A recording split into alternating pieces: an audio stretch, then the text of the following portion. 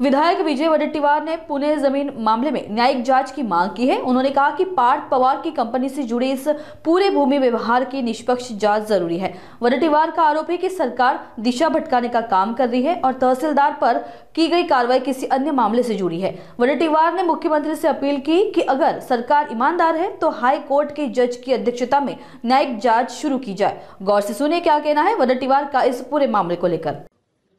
पुणे शहरातील कोनवा परिसरातील ज्या जमिनीचा घोटाळा झाला, पार्थ पवार यांनी जे खरेदी खत केलं त्यांच्या कंपनीने, यावर मी सविस्तर पत्र मुख्यमंत्र्यांना लिहिलेलं आहे आणि या संदर्भात फौजदारी स्वरूपाची कारवाई करण्याची मागणी केलेली आहे।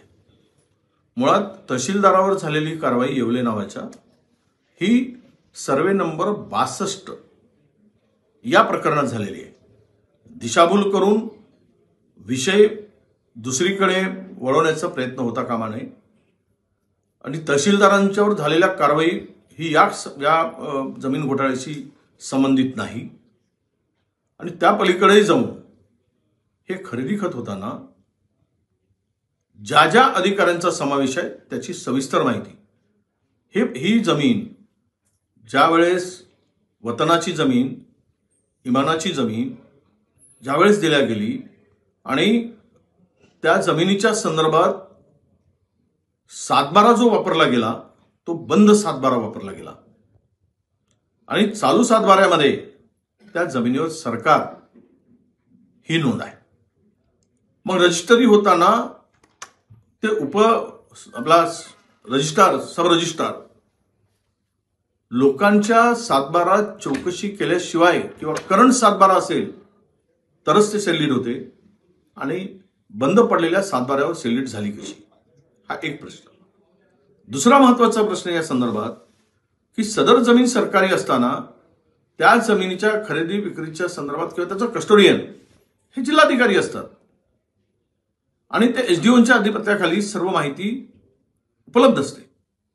अशा वेळेस जिल्हाधिकाऱ्यांनी हात वर करणं, एसडीओनी हात वर करणं हे मला वाटतं त्यातून स्वतःला वाचवण्याचा प्रयत्न आहे। या सगळ्या प्रकरणामध्ये कलेक्टर पासून एसडीओ पासून तर खालचे अधिकारी सर्व संगनमताने हा व्यवहार केला गेला।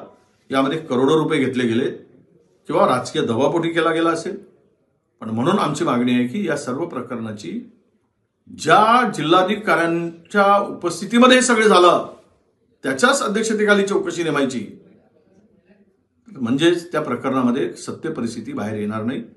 म्हणून मी सविस्तर 2 पानी पत्र मुख्यमंत्र्यांना दिलेलं आहे आणि त्यामध्ये ही जर चौकशी पूर्ण झाली आणि ती समिती रद्द करा, विभागीय आयुक्ताच्या अध्यक्षतेखाली करा, न्यायाधीशाच्या हायकोर्टाच्या अध्यक्षतेखाली चौकशी करा, तर या प्रकरणातलं सत्य बाहेर येईल आणि सेलिड रद्द करण्याचा अधिकार आम्ही सेलिड रद्द कारण आम्ही व्यवहार रद्द केला। व्यवहार रद्द अशा पद्धतीने होत नाही। अंजलीताई दमाने या म्हटल्याप्रमाणे दोन्ही पार्ट्यांनी जाऊन कोर्टात केल्याशिवाय, दोन्ही पार्टी कोर्टात जाऊन मागणी केल्याशिवाय तो व्यवहार रद्द ठरू शकत नाही आणि यासाठी हा पत्र पाठवलेला। या संदर्भात मुख्यमंत्र्यांनी कोणालाही वाचवण्याचा प्रयत्न न करता गांभीर्यानं आणि खरोखरच जर सरकार इमानदार आहे असं भासवायचं असेल तर निपक्ष चौकशी करावी आणि उच्च न्यायालयाच्या न्यायाधीशाच्या मार्फतीनं ही चौकशी व्हावी अशी मागणी